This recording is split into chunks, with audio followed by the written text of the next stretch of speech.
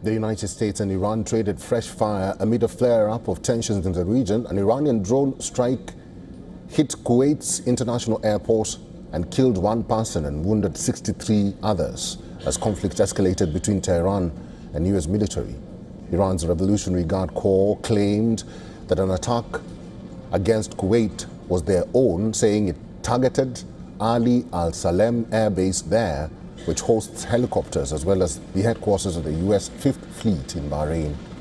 But visuals showed damage at Kuwait International Airport as fire burned and smoke filled the air.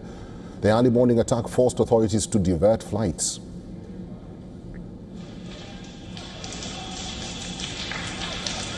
هذا الحريق هذه المسيرة طاحت هني فوق أمل الكويت. The U.S. military denied IRGC's claims. U.S. Central Command confirmed that Iran launched several missiles towards regional neighbors, but said all failed to hit the intended targets. Kuwait's military dubbed the attack on the airport an act of criminal Iranian aggression. Kuwait said it detected 30 ballistic missiles and drones were launched, out of which the country engaged 13 missiles and 17 drones. Kuwait suspended air traffic after the attack and diverted arriving planes to other destinations, but later restarted Kuwait Airways flights. India has condemned the attack on Kuwait International Airport, which killed an Indian national, while renewing calls for an end to such violence. In a statement earlier, Iran's Revolutionary Guard Corps threatened that any aggression will be met with a seismic, crushing defeat and a decisive response. The military advisor to Iran's supreme leader also warned of more missile and drone strikes should the United States renew its attacks on Iran. The warning followed U.S. strikes on an Iranian tanker on Iran's Qashem Island, sparking retaliatory attacks on Kuwait and Bahrain. The latest strikes marks an escalation for the oil-rich Gulf country, which had been relatively calm since a ceasefire in the Iranian war was announced in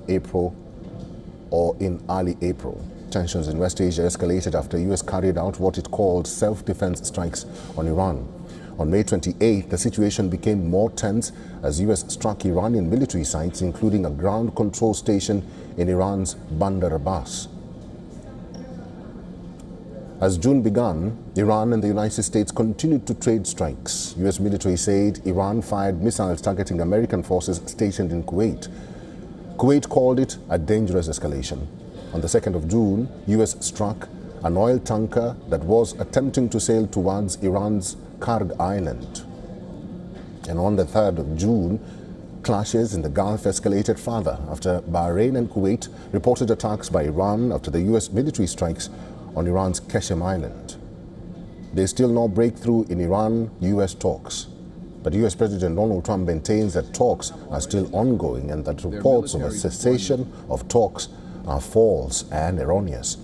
Trump also says he would like to meet Iran's supreme leader Ayatollah Mojtaba Khamenei, claiming Tehran has agreed not to pursue nuclear weapons.